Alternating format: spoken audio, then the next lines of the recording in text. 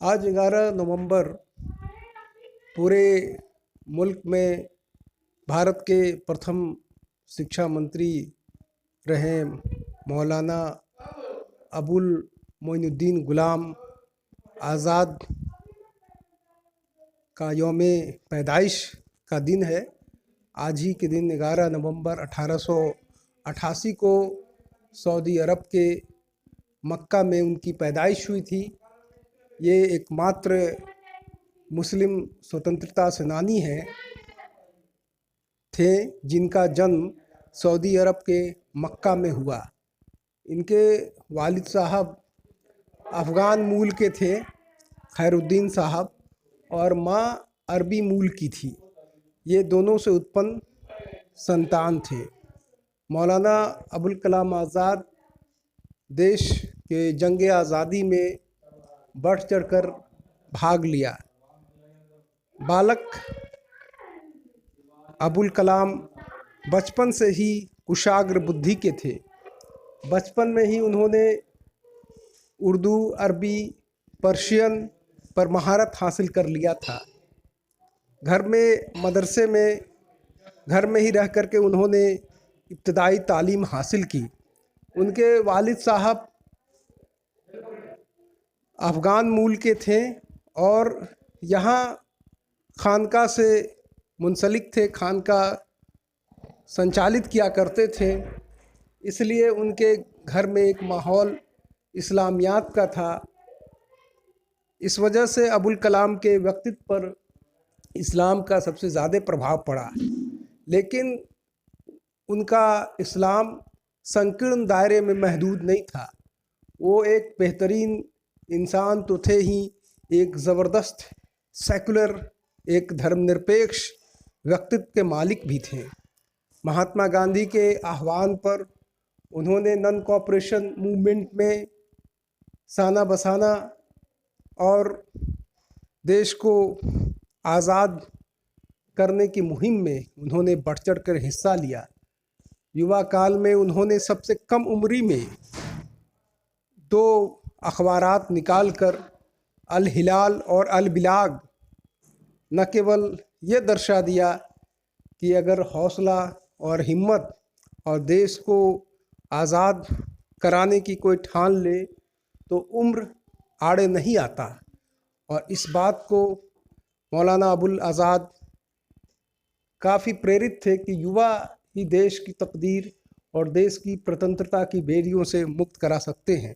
इसलिए उन्होंने कम उम्री में ही कांग्रेस को ज्वाइन कर लिया और गांधी के कहने पर उन्होंने खिलाफत आंदोलन, जो खिलाफत मूवमेंट था, जो पूरे विश्व में चल रहा था, जो तुर्की उस्मानिया जो सल्तनत था, वहाँ पर खलीफा की मान्यता को अंग्रेज़ ने वर्ल्ड वार फर्स्ट के समय ये वचन दिया था कि आपकी खिलाफत नहीं जाएगी। लेकिन उन्होंने विश्वासघात किया और खिलाफत पद को समाप्त कर दिया। उसके बाद पूरे हिंदुस्तान में खिलाफत मूवमेंट 1919 में महात्मा गांधी के सदारत में, नेतृत्व में चलाया गया, जो हिंदू मुस्लिम एकता का एक ऐसा मिसाल बना जो बकौल महात्मा गांधी इस 100 वर्षों में भी ऐसा यूनिटी, ऐसी एकता देखने को नहीं मिली। तो खिलाफत आंदोलन के भी अग्रणी रहे। क्रांतिकारी गतिविधियों के लिए ये 3 वर्षों तक, एक 1920 के बाद 1924 में ये जेल की यात्रा किया। इसके बाद 1942 में 3 वर्षों तक, जो क्विट इंडिया मूवमेंट के बाद इन्होंने 3 वर्षों तक जेल के सलाखों के अंदर रहे। ये सिर्फ एक व्यक्ति ही नहीं बल्कि व्यक्तित्व थे जिनके सानिध्य में जो आया, इस दरख्त के नीचे, इस दरख्त के साए के अंदर कुछ न कुछ सीख कर गया। मौलाना आज़ाद अपने ख़यालात से आज़ाद तो थे, लेकिन उस मायने में जो ब्रिटानिया हुकूमत हिंदुस्तान को जो स्वतंत्रता की बेड़ियों में जकड़ रखा था, उससे आज़ादी के लिए ये ऐसे नौजवानों को संगठित कर रहे थे देश को आज़ाद कराने के लिए जो उस समय कम ही लोगों का हौसला और हिम्मत पड़ता है। अंग्रेज़ों का दहशत इस कदर था कि लोग सिर्फ नाम से ही भाग खड़े होते थे। ऐसे में इन्होंने न केवल दिलेरी और हिम्मत का परिचय दिया, बल्कि हिंदुस्तान के तमाम क्षेत्रों से नौजवानों को इकट्ठा और संगठित करके अंग्रेज़ों के खिलाफ एक एक संगठन तैयार किया और कांग्रेस को मजबूती प्रदान करने का इन्होंने सतत काम किया। वो जानते थे कि कांग्रेस और जो गांधी जी का पर्याय था से ही देश को आज़ादी मिल सकती थी। इसलिए अपने जीवंत पर्यंत मौलाना अबुल कलाम ने गांधी जी का साथ दिया और उनके हर कार्यों में बढ़ चढ़ करके हिस्सा लिया। इसी वजह से गांधी जी मौलाना अबुल कलाम आज़ाद को एक सच्चा देशभक्त होने के साथ साथ एक ऐसा शख्स वो मानते थे जो इस्लामी जगत में शायद ही मौलाना आज़ाद जैसा विद्वान बिरले ही प्राप्त होता है। इनकी कथनी और करनी में कतई फ़र्क नहीं था। ये किसी को भी ना आला ना अदना नहीं समझते थे। ये सबको समान इंसान, कुदरत और ईश्वर और अल्लाह का एक मायने में सभी लोगों को प्यार और मोहब्बत का जो दर्श था वो देते चले आ रहे थे। मौलाना अबुल कलाम आज़ाद ने सबसे पहले जो 1940 में जो हज़ारीबाग रामगढ़ में कांग्रेस का अधिवेशन हुआ, उसकी अध्यक्षता करने से पहले 1923 में सबसे नौजवान अगर किसी को शहादत हासिल हुई कांग्रेस की अध्यक्षता करने का तो मौलाना अबुल कलाम आज़ाद को था। इसके बाद वो 40 से लेकर 45 तक लगातार कांग्रेस के अध्यक्ष पद पर बने रहे। देश को आज़ाद होने के बाद इनको शिक्षा मंत्री के पद से नवाजा गया। ये अपने जीवन काल में इंडिया विंस फ्रीडम लिखा, जो कुछ अध्याय उनके मरणोपरांत, उनके इंतकाल के बाद कुछ सफ़े को, कुछ पन्नों को शाया किया गया था। क्योंकि मौलाना अबुल कलाम आज़ाद ने ये कहा था कि मेरे जीवन काल में कुछ ऐसे सफ़े हैं, अगर उसको मंजर-ए-आम कर दिया जाए, उसको खोल दिया जाए तो कुछ ठीक नहीं होगा। मेरे मरणोपरांत ही इस चीज़ को आप शाया करेंगे, हिंदुस्तान और हिंदुस्तानियों को इस बात का पता चले कि मौलाना अबुल कलाम आज़ाद की जो अंदर जो दमित इच्छा थी उसको उन्होंने उस सफ़े में कलम के मार्फत से लिखा है। मौलाना अबुल कलाम आज़ाद पर कुछ देशद्रोही और कुछ सांप्रदायिक जो तंजीम है वो लगातार हमला करती आ रही है कि मौलाना आज़ाद मदरसे के प्रोडक्ट है। तो मैं ऐसे लोगों को बताना चाहता हूँ कि मौलाना अबुल कलाम आज़ाद मदरसे के प्रोडक्ट नहीं थे। मदरसा में तो दर्स दिया जाता है, तरबियत सिखाई जाती है।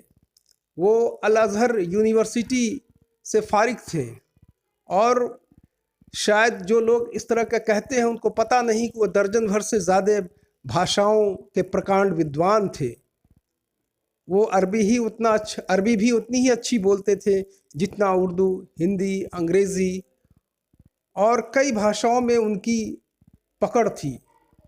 तो जो लोग इस तरह का दुष्प्रचार करते हैं कि उनके पास कोई डिग्री नहीं था, उन्होंने कोई विश्वविद्यालय में पढ़ा नहीं, तो उनको खुद पर अपने दामन को देखना चाहिए कि वो क्या कर रहे हैं और क्या कह रहे हैं। मौलाना अबुल कलाम आज़ाद एकमात्र ऐसे शख्स थे जिन्होंने आज़ादी को एक दिशा दिया। अगर मौलाना अबुल कलाम आज़ाद अगर ना हुए होते तो जो शिमला समझौता जिसमें वेवल ने एक डेलीगेशन भेजा था जो शिमला में हुआ था, उसमें 22 प्रतिनिधियों ने भाग लिया था 1945 में, जो 14 जून से 14 जुलाई तक चला था। उसमें मौलाना आज़ाद ने जिन्ना, जो जिसको डिवाइड एंड रूल और भारत के बंटवारे का सबसे बड़ा एक विभाजक माना जाता है, जबकि ये डिवाइड एंड रूल भारत को बांटने का काम सावरकर ने ये थ्योरी 1923 में दिया था, जिन्ना ने नहीं दिया था। तो ये मैं बताना चाहता हूँ कि जब वो मौलाना अबुल कलाम आज़ाद, जब बेबल जो शिमला समझौता हो रहा था, 22 प्रतिनिधियों के नुमाइंदे वहाँ पर थे, तो जिन्ना ने हठ धर्मिता किया, अपने जिद पर अड़े हुए थे कि जो मुस्लिम निर्वाचन में जो मुस्लिम नुमाइंदा चुने जाएंगे वो मोहम्मद जिन्ना यानी मुस्लिम लीग का अख्तियार होगा। लेकिन मौलाना अबुल कलाम आज़ाद ने इसका सख्त तनकीद किया और कड़े अल्फाज में इसकी आलोचना की, और इस शिमला समझौता का अंतोतोगत्वा इसका जो हश्र होना था ये विफल हुआ, जिन्ना की हठ धर्मिता के चलते। तो आप देख सकते हैं कि हिंदू मुस्लिम एकता के तमाम जो दंभ भरते थे गंगा जमनी तहजीब का, उसमें से एक अनूठा और अनुपम मिसाल मौलाना अबुल कलाम आज़ाद थे। मौलाना अबुल कलाम आज़ाद होने के बाद IIT और IIM जो आज आप देख रहे हैं, ये आधुनिक मौलाना आज़ाद की ही बदौलत आज IIT और IIM का साकार और ढांचा हम देख पा रहे हैं। मौलाना आज़ाद ने यूनिवर्सिटी ग्रांट कमीशन जो हम आप देख रहे हैं, जो 1953 में उन्हीं की सिफारिश पर लाया गया। और भी कई चीज़ें हैं जो मौलाना अबुल कलाम आज़ाद को, क्योंकि इनका व्यक्तित्व इतना बड़ा है कि अगर कोई इंसान कुछ मिनटों में, कुछ घंटों में ख़त्म नहीं कर सकता है, और हमारे पास एक सीमा होती है कि कुछ ही मिनटों में हमें समाप्त करना होता है। इस वजह से मैं आज मौलाना अबुल कलाम आज़ाद के यौम पैदाइश 11 नवंबर के दिन उनको बिहार विप्लवी परिषद की ओर से खिराज अकीदत पेश करता हूं, और बिहार के मुख्यमंत्री नीतीश कुमार को मैं ये कहना चाहता हूं कि बिहार के मुख्यमंत्री नीतीश कुमार जी, आपने शिक्षा दिवस मौलाना अबुल कलाम आज़ाद के यौम पैदाइश पर तो कर दिया 2006 से, लेकिन उन विश्वविद्यालयों में 13 विश्वविद्यालयों में और उसके अंतर्गत आने वाले तमाम कॉलेजों में, शिक्षण संस्थानों में देश के प्रथम शिक्षा मंत्री का एक प्रतिमा भी नहीं है, एक फ़ोटो भी नहीं लगा हुआ है। तो आखिर ऐसा क्यों? ये कम से कम आप एक फैक्ट फाइंडिंग कमेटी बैठाएं और एक जानकारी लें कि कहाँ कहाँ पर मौलाना अबुल कलाम आज़ाद की प्रतिमा स्थापित है या फ़ोटो फ्रेम किन किन विश्वविद्यालयों में नहीं है। अगर नहीं है तो उसको अविलंब वहाँ पर उनका जो फ़ोटो है, जो प्रतिमा है, उसको स्थापित कराया जाए। और मेरी मांग है कि भागलपुर विश्वविद्यालय में एक मौलाना अबुल कलाम आज़ाद का एक आदमकद प्रतिमा स्थापित किया जाए, ताकि मौलाना अबुल कलाम आज़ाद क्या जो उपलब्धि रहा है, जो देश के प्रति उनका योगदान रहा है, लोग उसको जान सके। शुक्रिया।